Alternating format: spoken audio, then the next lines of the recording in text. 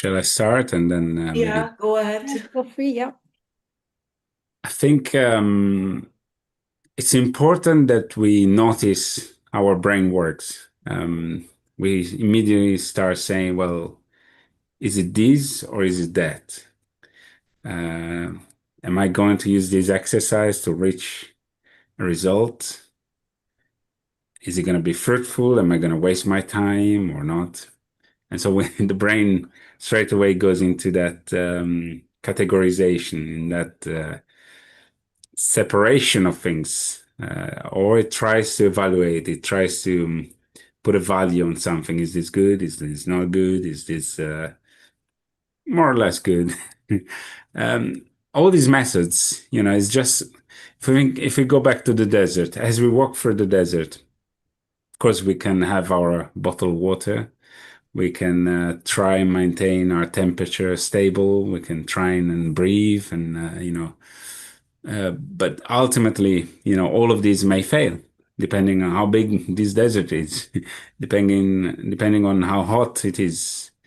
And so as we try all these methods, as we try to effectively of taking care of ourselves, that is important. Why? Because taking care of ourselves means that there is a self-awareness, means that we have been touched by that spirit.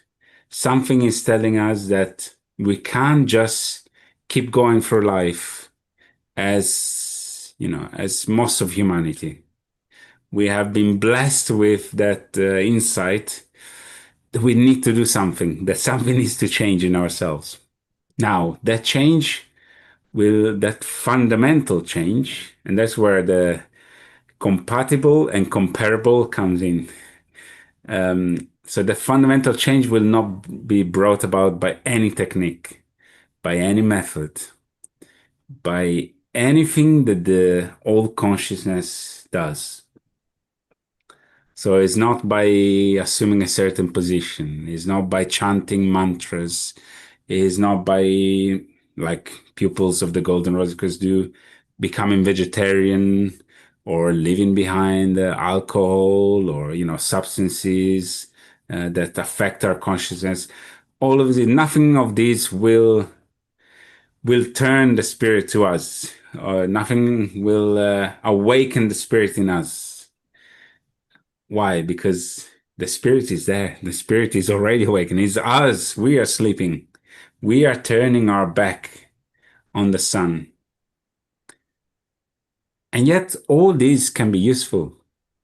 All these are little steps that allow us for us to turn slowly our consciousness and realize that, or rather, as long as we realize that is not the old self that needs to be taken care of, but is the new voice that has started, speaking very, very maybe softly. And we need to give more and more of our attention to it. If we shift that, then all these methods will be an enhancement, will help.